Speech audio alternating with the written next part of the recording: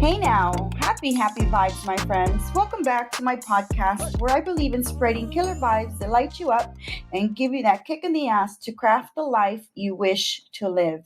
This sacred space is dedicated to the lovers of all things business, travel, and lifestyle. Hey, it's about time you get the scoop on the latest vibes, so let's get to it. You guys, today I have a really special guest because this is June, and June is the month we celebrate Father's Day. And the reason why it's such a big month for me is because a few years ago, maybe 4 or 5 years ago, I wrote a book about fathers and daughters. And it was meant because I was a teacher for a very long time. It was a way for me to give my parents or my students' parents a little bit of tips and lessons on how they can be better parents and how they can give their kids that support and that encouragement for their education. And it's really based on my story with my father, who is from Mexico. He's from Monterrey, and when he and my mother got married, they moved to Houston, and I was born here. So for me, it was just like sort of learning the lessons of my father and his country, and also becoming an independent American girl. So that's where the story comes from. And today's guest, I'm really excited to tell you about because he also has a teenage daughter that he's raising himself. So I really want to get into a little bit of his parenting, a little bit of his life, and just to get to know him a little bit more. His name is Mr. Leonardo Velasquez. And ever since he was 15 years old, he made his first puppet workshop. And then he could not go back again. He loved it. He fell in love. At 11 years old, you went to a rehearsal with your big brother. Yes. Yes. And then you saw that you really had something with theater and acting. And so that really got you really thinking maybe that's what you wanted to do. And you're from Venezuela. And in Venezuela, you created a little children's entertainment performing Bailalin Bailalan. That was in Venezuela. And you also work with schools, nonprofits, children's parties, all kinds of events. You have also a degree in educational psychology. So that's really interesting. Very interesting. We'll talk a little bit more about that.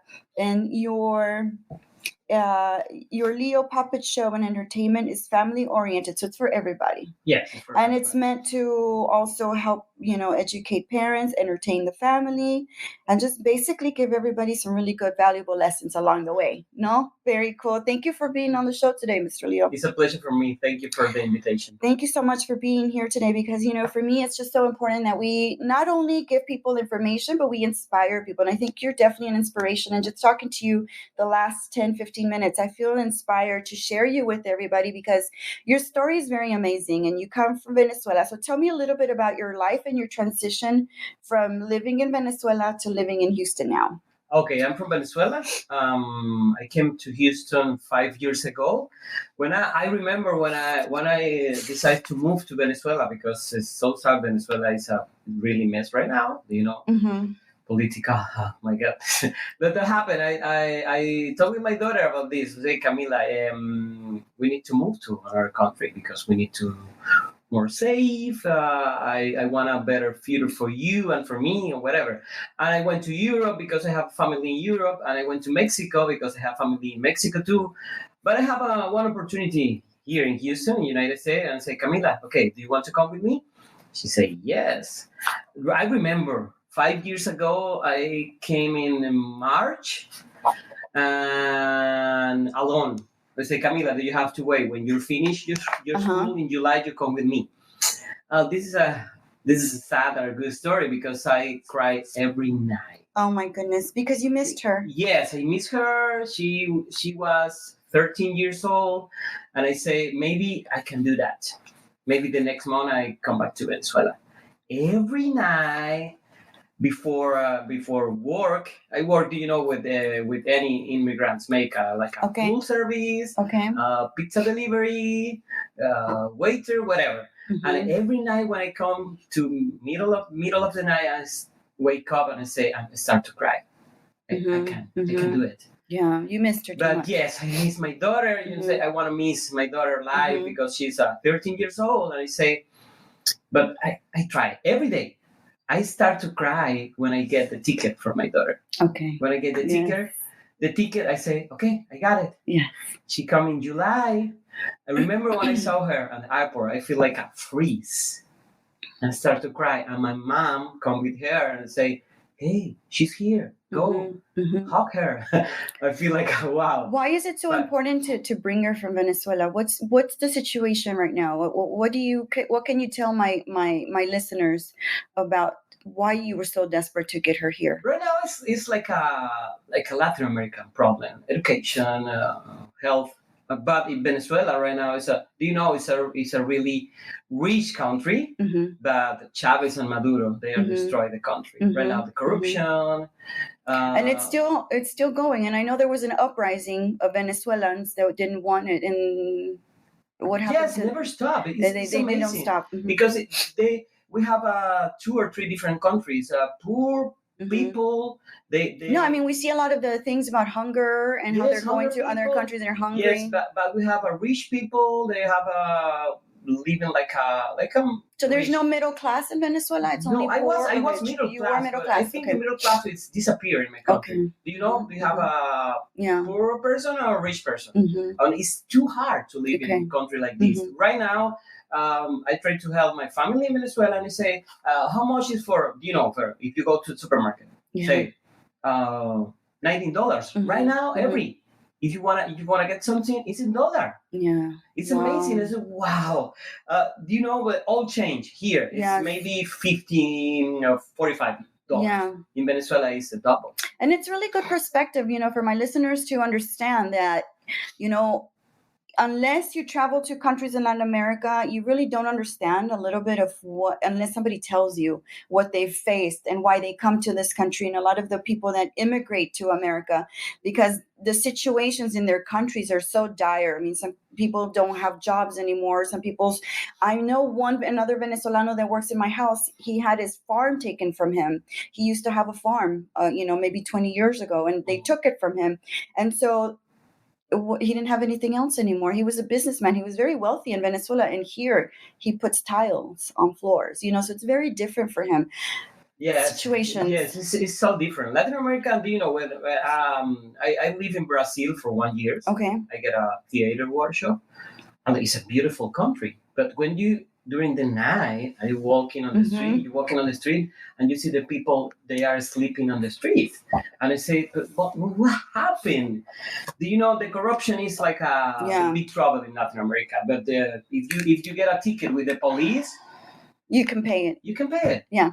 Una mordida, right? Una mordida. But that's happen. Do you know that you can hustle the cops? They get money for they live like a. They need more money. It's like that. It's a circle. It's a circle. It's a circle. And I don't know how you break that circle. I don't know what can happen to break that circle. I'm not sure. Like, it's not even. Oh no! For me, it's we have to change the mind of the people sometime. But it's too hard. It's a big decision when you decide to move to another country because you love you. I was raised in Venezuela. I love Venezuelan culture, Venezuelan food, Venezuelan culture. You would prefer to be in Venezuela if the situation was better. Yes. I was a. It's a good life. I remember when I said I have a good life, but maybe when I came here 5 years ago, right now it's too expensive to live in Venezuela. Yeah, maybe it's very sad. In Venezuela right now. I don't have a good life because it's too expensive. My car was stolen for 3 times. No, it's a very, very different situation. I think a lot of people don't understand how dire and how desperate people can be to leave those situations. So you came to Houston. You continued doing puppets. My puppet came first. They came first. Yeah, okay. They came first because I have this business 20 years ago in my country. When I meet the puppets when I was 50 years old, I get in love with the puppets, and I say.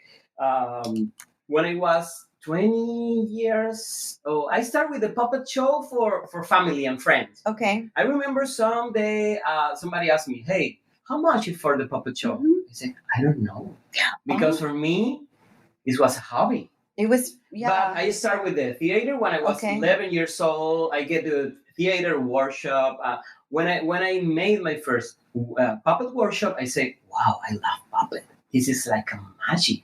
And I Mm-hmm. say, I start like make a big theater for puppet, is a puppet stage. And when that person asked me how much is for the puppet Uh-huh. show, I say, I don't know, but we can try. I put an advertisement in a magazine, in kids Okay. magazine, Uh-huh. and this is my business for 20 years. How many Everybody start- puppets do you have now? right now more than And who makes 17. them for you? Huh? Who makes them? Does somebody make them for Somebody you? makes, but I made You some make puppets some too. of them? Yes, Wow. I made. And when I came to Houston, I started like, okay, this is my business, but do you have to make some work for living, whatever. I made pool service, delivery, and I started like maybe Mm-hmm. one puppet show a month. Okay. Before COVID, I I remember and I love like oh my goodness when I started it's like it's slow, the business is running slow, but they say before COVID I had maybe 15 or 20 puppet show per month. Oh wow. Because I am also Spanish teacher because And am, are I they am in a teacher. Spanish or English? Both. Both. Oh, that's wonderful. Yes, it's a bilingual puppet show. I can do Fantastic. it in Spanish and English. And do you know when I get my papers in Yes. the United States, I take receive my phone and, hello, are you Mr. Leonardo Velasquez? Yes, I am. Did you apply for a Spanish teacher position? Oh. I say, yes, of course. Uh-huh. I never remember. I say, yes, of course. I am a teacher. Yeah. And I say, okay, do you want to come here for the interview? Yes, I know interview, blah, blah, whatever. Say, okay, do you want to come back tomorrow for a demo class? And I say, yes. Okay. I never think about like a Spanish teacher, become a Spanish teacher. I go to my house and I say, what I need, I put 2 puppets in a bag. Okay. And 1 speaker. Okay. I'm looking for, some for Buenos Dias, blah, blah, blah, okay. The director say, okay, Mr. Velasquez, you have to do 4 demo class for different ages. Okay. And the first one, the second one, and third one, he say, it's okay, Mr. Leo, don't worry about this, we are okay. And I say, you don't like it. Oh. But she say, Mr. Leo, do you know, I love it. Oh. Do you know, all the kids engage, look at the puppet like, oh. So you taught Spanish using puppets? Yes, I have 2 assistants for my Spanish class, Mr. Pedro and Miss Luisa. They are my assistant. I use a big suitcase for my Spanish class, and I use puppets, music, dance, and right now I'm taking magic class. I have a magic coach. Oh, wow. During the COVID, do you know this is one amazing story? Maybe 6 months ago, somebody contacted me by Facebook and said, "Hey, Mr. Leo, your work is amazing. You are a great puppeteer." Oh, thank you so much. I have some bucks for you. If you want to, I have some vintage puppet. I said, really? Okay. Vintage puppet? Yeah, if you want to. Yes, of course, I want to.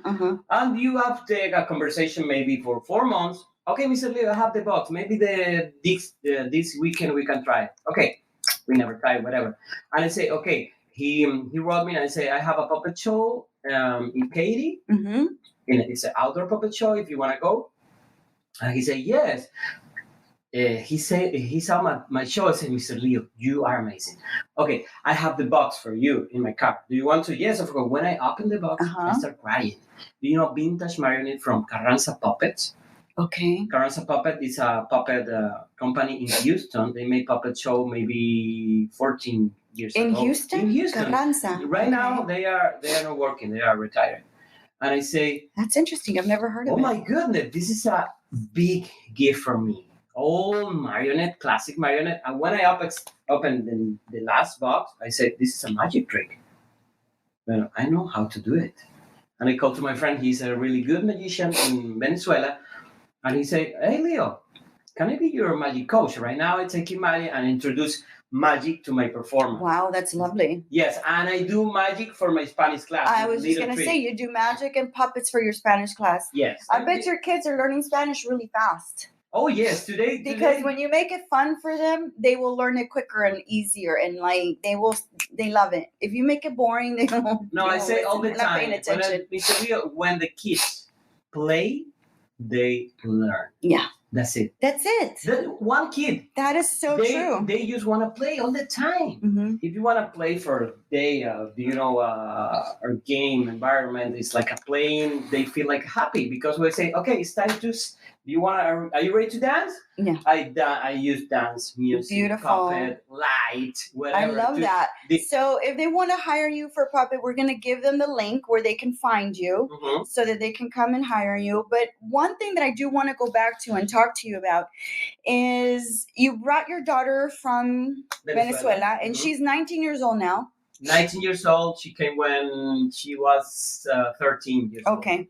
And how did she adapt to the schools in America? Was it easy? Was it difficult? Oh, easy. Okay. When I came here, I said to Camila, I have I think a really different kind of, the people say, if you are success for me is if you love what you do. That's the success for me. And is that something that you teach her? That's a value that you talk to her all the time. If you feel happy when you wake up in the morning. Yeah. If you say I want to go to the school, that's it. Yeah. If you have a job, when you open your eyes in the morning, say, "Wow, it's amazing! It's another day." That's happened for me all the time.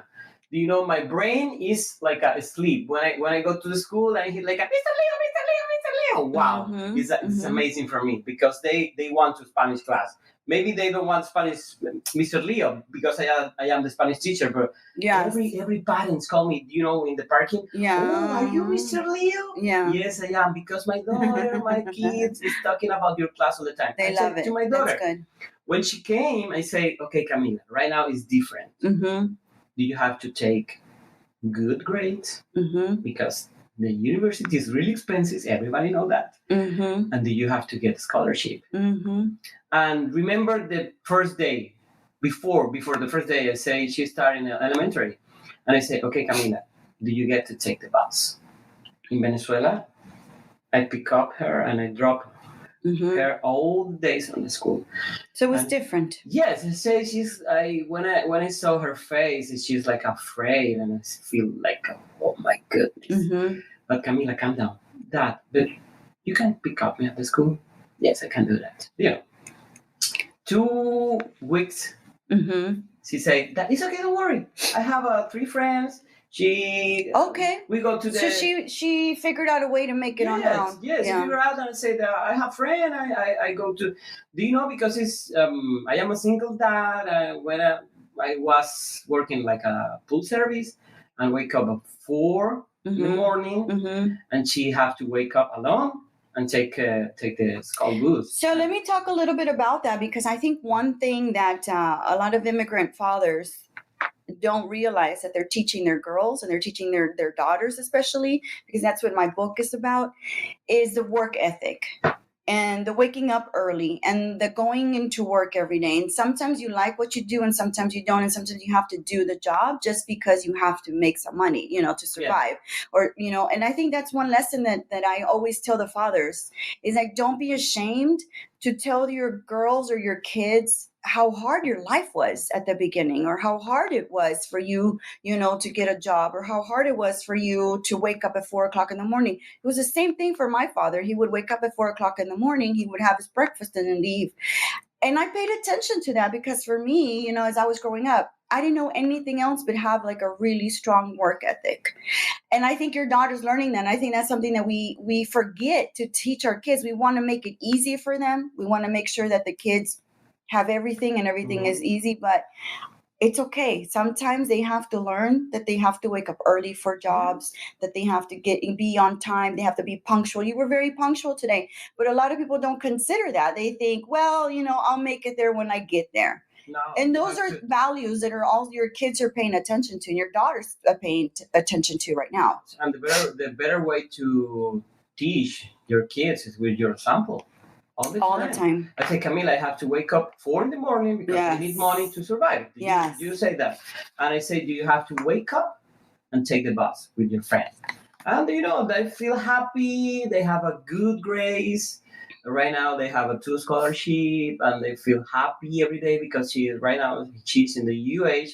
And when I saw her, I feel like, wow, it's amazing. And you're very proud. I'm very proud because she is happy, and she is like I feel, the 2 weeks ago she said, Dad, I want to move to university campus.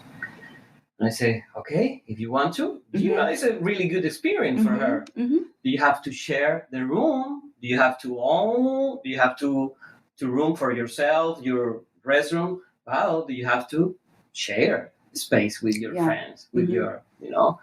And I say, but if you want to, I support you. That's it, the life. If you want to get the experience. But do you know that day I feel like, oh, my baby is So I was going going to to. ask you that how do you deal with those emotions and their feelings, because I know you want to be very protective of her, but at the same time you want to let her fly. Yes, because when she's flying, I feel so happy. But I feel like this is a feeling every day. Right now, I die happy because she is She's okay. independent. Independent. She's okay. I remember when my mom, because I tell my mom, I asked my mom, I have two brothers and one sister, and I remember when my little brothers have 17 years old, he came to United States. Mhm. And when I remember that, I asked to my mom, how do you feel about this? Yeah. My mom tell me, that's it. One bigger highlight with my mom. Say, Mhm. if you are next to my house, Mhm. if you are in next city to my house, if you are in China, if you are happy, Mhm. I'm happy for you. Mhm. Yeah. And that's it. Do you know the kids?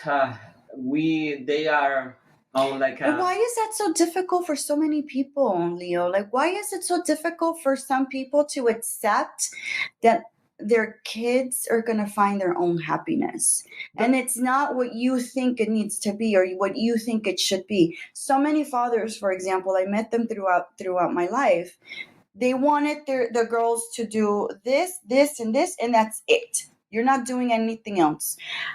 And my book was about encouraging them, like saying get out of this mentality of like you're the authority. Mhm. Independence is good for her. Oh no, Independent is it's like you're saying she's no. not going to love me anymore, she's not going to take care of her families anymore, she's going to forget her mom and her dad if you say independent. It's not like that. It is absolutely the opposite. Yes. You're letting her grow. I give it to her tool for her life. Right. Yeah, she take the tools. I'm flying. I feel so happy when she say that I want to move to campus university. Go, let's do it. Try it. Do you know? I'm here for you all my life. I'm here for you. That's you need support. But And it's very simple that way. I think it makes everything simple if you just say, I'm here for you, whatever you need. whatever you need, And I'm it's here for you. unconditional. There's no conditions on the No, love. the love. Unless you do this, I will do that for you. Unless you do that, then I will love you more. And I Yes. think that's where kids get the idea that unless they're going to be super successful in careers or money or business, that their parents won't love them anymore because they didn't succeed to Yeah. the crazy levels the I parents make wanted this them to. question for me every day: how to measure the love for my daughter? I never find a way to. Mm-hmm. It's a big love. Yeah. You have kids too. Yeah. It's like when I saw her, I say, "Oh my goodness, oh, I'm here for you all my Mhm, life." And you mhm. know what? When you have to make her dad, her friend, with respect. And I say, if I'm trusting you, do you have to trust in me all the life? And trust is a very important value that you Yes, teach. it's a big And that's value. it's a very big value because I think that they say, well, I trust you, but I don't trust your friends. Well, that's okay, but how are you showing her that you trust her? Are you really letting her do things by herself? Are you really letting her make decisions? Because sometimes as fathers, you make decisions for them. You really don't trust them. Yes. You have to really live it. That's it. When the last year she said, Dad, I'm going to friends brunch because it's her birthday. Okay, go do it. For brunch, and I say 5 o'clock. I say, where is my daughter? And some parents call me, hey Leo, where are the girls? I don't know. They are I think they are in a league house, whatever. I say, because I check my daughter GPS and they's in Columbus. Oh my goodness. Can you call Camila because she always pick up the phone for you? Okay. Hey, where are you? We go to Lily's house, but where are you right now? We went to Austin. Okay, Camila. I'm trusting you. If you are in Houston, if you move to another city, please tell me, because that is the truth. The truth. And I say that was a very special day, because when she get back to the home and say, Camila, it's okay, don't worry. But tell me, if you want to change your plans, tell me, because if something happened, Absolutely. I know. Camila is in Austin. He's so happy I get to get my car and go to And you're Austin making right it easy for her to come to you, to tell you, because Yeah. you're not going to be screaming. You're not going to be loud. You're not going to be punishing her. You're just going to say, listen, give me the truth. Yeah, Let's tell me talk the about it. truth all Let's the be time. honest. You have to tell And the we can truth. figure it out. Yes, and I Yeah. say, I make a puppet show about this. It's a star. She she come to the sky and say she made a beer and I say, I want to stay here. Can you protect me? If you tell the truth, it's better all the time. And that day, my daughter say, Dad, she start crying. I want to tell you something. Okay, what? I'm here for you. Tell me. Do you know my friend? Oh, she's not my friend. She's my girlfriend. And I say, it's okay for you. It's okay for me. I love you. I love you, Camila. If you are happy, I'm happy for you. Do you have to defend yourself? That's it. If you are happy, I'm happy for you. Do you know I am an open mind? Do you know I think about this? Everybody love people with the same sex or whatever. I believe in the love. Right. But the love, the colors don't have gender. If you feel happy, come on here. I hug you. I love you. Very powerful. I love you. I love you, because if you are happy, I'm happy for you, and that's it. And your girlfriend come to this house, whatever. And 2 months later, I met girlfriend family. We have a good time. They are a really, really beautiful family, and that's it. She's happy right now. How did you get to that place? How did you get to that place where you were so loving and accepting of your daughter? Because when you read, when you know the story of the world, you know, it's, the world is like the same way. Thousands of years ago. The Greece, Romance, whatever. The world is like this. I love diversity. I love different cultures, and you have to accept the people is And like it's you. It's a true unconditional love. Yes. You love her, and ultimately you said, I want you to be happy. Yes, if you're happy, that's it. Whatever. It's the only thing I want to my What daughter. can you tell other fathers who are facing something like that right now, and maybe they don't know how to open up to their children who are probably gay and don't know how to say it? Don't accept. That's it. You know, the world is different. The people are different. I saw that they're different religion and different taste. But what if they say it's against God, it's a sin? You know, how do you counter those arguments? I'm not a religion person. Do you know, this is so hard for a religion person, because they are, that is a sin. It's a mistake.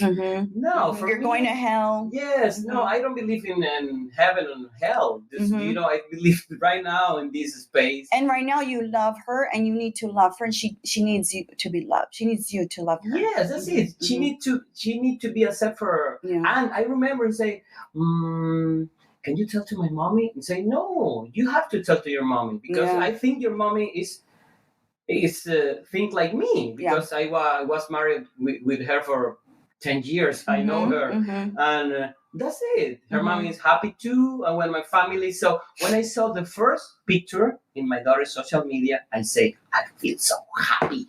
I say, yes, that's it. You got it. Don't fear. Don't feel fear about shame. Shame about the world. That's it. You got it. That's it. I accept you, and that's it. That is the kids need. Do you think it's a generational thing? You think the younger parents are more accepting of their children, their differences, that, not only just being gay, but being more extroverted or more artistic? That happened in the 70s. The same thing that happened. But you think that now? You think they were more accepting back then? I don't think so. I think they were in the closet a lot more, and they were more shamed. Yes, but we have 2 more people in the closet, but we have 2 more people on the street. Do you know? It's like, hey, I am here. This is my boyfriend. This is my girlfriend. It's like, I saw that on the street, and I say, I feel happy because we have too many people out the closet, but they have too many people get out the closet and feel happy. Okay, that's it. Me. If you accept me, it's okay. And that's it.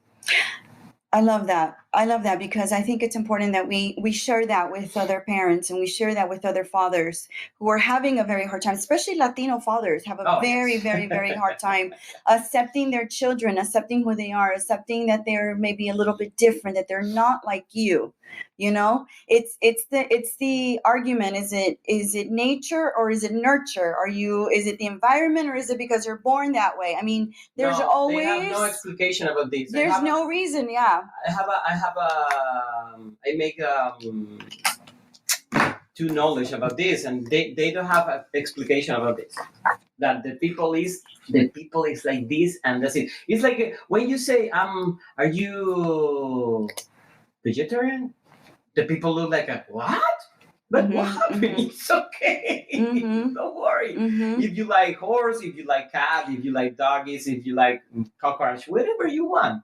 Yeah, and I think it's very hard for some people to see that there's differences out there because they live in a bubble. I think so many families live in bubbles or live in like a community where they don't see anything else outside of what's in that bubble. But the system wants you the same way to another person. You have to get married, get kids, and get a job. That's it. When you make something different, happened for me with the artist people, with the artist job professional. When you say, hey, what you living for life? I say, I'm a puppeteer. Really? It's a job? Well, for me, it's not a job. It's my lifestyle. It's my passion. I never say, this is my job. No, this is my business, whatever. And I say, but if you are a lawyer, you are a lawyer. Yeah, no, there's like prestige. There's like a status. Right? But you love what you do. You are very good at what you do. You enjoy it. It's your passion. You wake up every day happy to do it. If you feel happy, you don't have to be. I saw the podcast that say you don't have to tell your kid you have to be the number one. No, it's not a competition. No, yeah. If you feel happy, if you feel you are doing good, you don't have to make number 1, 2, or 3, or 4. Do you have to do it and feel happy?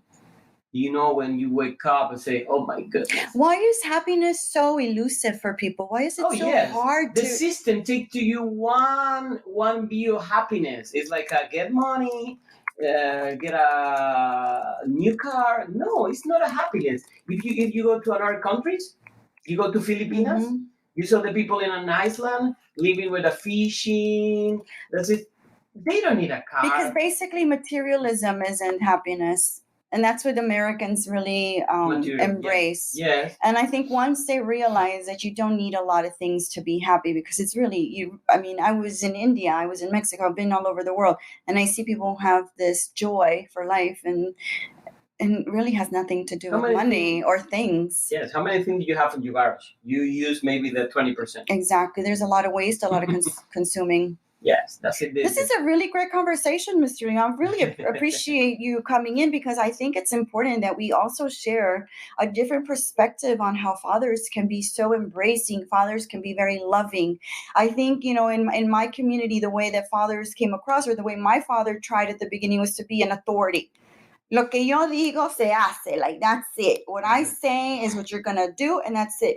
And it's not like that because then I started to rebel. I started to get angry. I started to feel very, pushed down. And so for me, it was like, I need you to understand where I'm coming from, Dad. I need you to see my point of view. I need you to understand that I'm not going to do things the way you think I should do them because that's old. That's old school. That's used to be back in your country. This is the United States now. You have to embrace the way we are now. And he started changing little by little. And that's what my book is about. It changed, and how he evolved, and it ultimately came to the day where he said, I don't think the boyfriend you have deserves you. I think you're ready. You need to go out there, live your life, do your thing. have fun, travel It's a different way. before you get married. And that would have never been him. He would have never said that to me. But he understood that for me, it was like I was very independent. I needed to get out. I needed to do things. And finally, when I met my husband, he was like, "Yep, that's it. That's your husband because he gets you. He gets you. He's at your level, mental level." And so it was very interesting how he grew up, with me. We both grew up together from the age of 15 to when I was 21, when I graduated from college, that I was like, a big evolution for my father, because at the same time he was raised a certain way, but he was raised with a lot of love. So I think that was something that was really, really important. Just like you said, like it's about the love at the end. And for him, even though he was an authority and he wanted to be the macho Mexican father, he loved his kids so much and he loved me so much that he said, okay, I know I have to change for you. I know I have to evolve with you. What do you need from me? What do you need me to do so that you can be successful, so that you can reach the next level for yourself? And that's one thing that I just think a lot of fathers just don't realize, how they can be such an instrumental part of their children's life, especially their girls, because so many girls marry men that are not good for them because they don't have a good example of a good father or somebody that encourages them to pursue and to do more and to be better and reach higher levels of everything. So it's a beautiful story. Everybody have a beautiful story. You have to tell the story to the world because I think the best way to learn about people is hear a story. Yeah. Do you think that doing puppeteering is a way for you to speak through your puppets? Yes. Without you saying anything? It's the puppets that are speaking. Yes. Because you said you teach lessons. The actor life. It's the actor life. Character, and the another character talk to the people. You are behind the character. I am behind the puppet. So you are an actor, even though they say, "Oh, you're a puppet master, you're a puppeteer." You're an actor because you are acting the characters that you have. Yes, that's it. And the other thing I wanted to ask you is, I know that for children who are in trauma or who are in therapy, there's a lot of really good research out there that puppets help them very much. Yes. So can you tell me a little bit about that and how the emotional component of a puppet express emotion? Yeah. With puppet or with a theater workshop. Do you know? Because some kids they have a authoritative parent is like they feel like I can express. They can express emotion. themselves. But if she take a drama workshop, they have the chance to take it. And that's a good recommendation. Yes, it's a good recommendation. That's it for emotion because they learn how to work with another person. They make a team. Maybe if you want to act this character, maybe you can help me with costume, with music. But if they don't want to say something to you, they can say it through the puppet. Yes. It's another way of saying something that I'm not talking to you. It's the puppet that's talking to you. It's not me. When I get the puppet, I make a storytelling. For a storytelling show, I use the puppet, but I don't use a stage. I'm in front of the kids. I'm talking with the puppet. Anybody look at me. Everybody's looking at the puppet. And they are looking with the puppet. Mr. Leo is not here. Mr. Leo is invisible. Yeah. Do you know? Puppet is like a magic. It's like a wow. But it's a family entertainment because it happened with kids and grandparents. Grandparents, that for me is amazing. When I finish my show and grandparents say, "Hey, Mr. Leo, I feel like a kid one more time."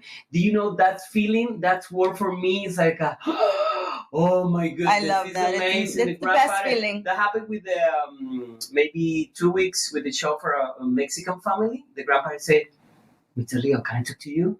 Yes. And I say, "What do you? How many times do you?" I say, I made this 20 years ago. It was amazing, Mr. Leo. I remember when I was a kid, I feel like a kid one more time. I don't know what happened. I love what I do. And he say, "I love to." I say, "What is your work?" He worked in construction.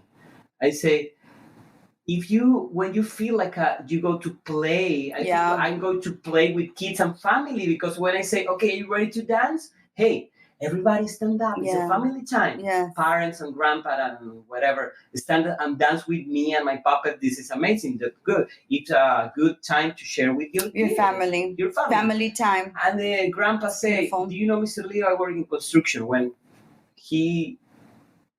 I saw her hands, you know, but he say, I feel every day I go to play with my tools. He loves it. Yeah. You're happy." And he say to me, I love my job. I never feel like, oh no, I love to. I'm going. What a beautiful thing, to hear that even though it's hard labor, it's construction, he loves it. But he say, I never feel like I'm going to play with my tools, with my tools every day. And they say, that makes sense, your life for you. Yeah. If you feel like play with your, doctor is different. They can play. But no, it's different. Yeah. But that they find the joy in what they're doing. It's finding the joy.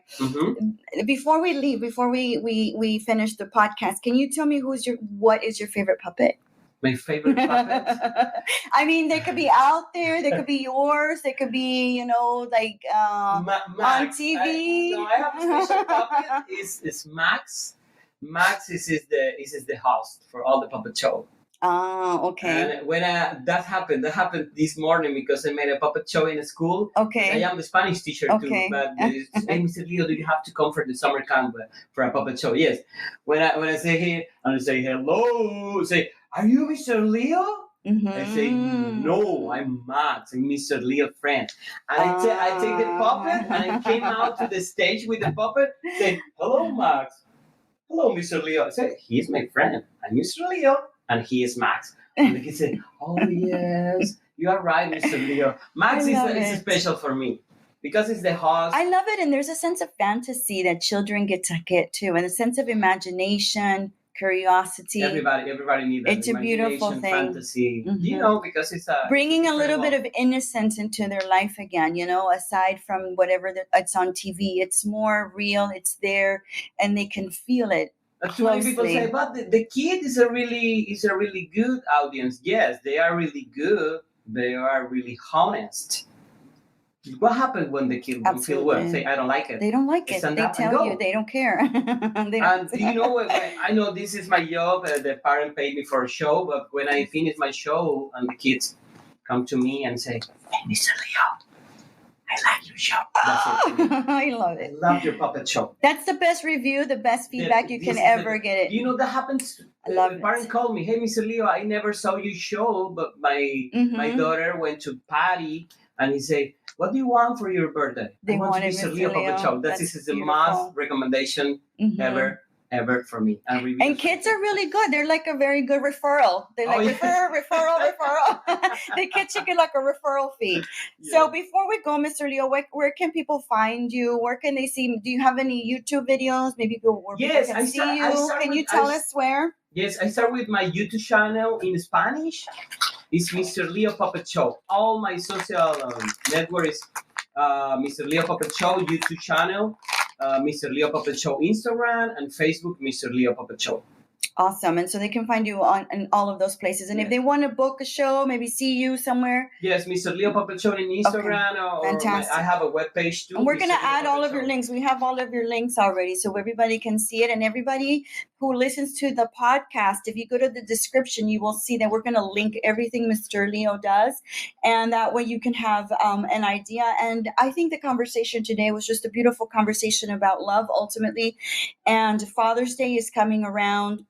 Show how much you support your children. Show so much how you enjoy having them around. I think one thing that I want to do with the podcast is just to inspire you all to be better and to reach a level of understanding and a level of acceptance that I think is just so important and so necessary in today's times. Unconditional love is just unconditional. It's how it should be. And so if you like what you hear and you enjoy the podcast, please tell everybody about the podcast. Please post a review, share it, like it. You can go to my Instagram at Vibes by Alicia so that you can see what we're doing, what we're sharing. And I enjoy this conversation so much. Thank you so much for being here today. Thank you, Alicia. Appreciate it was a pleasure for me. Thank you.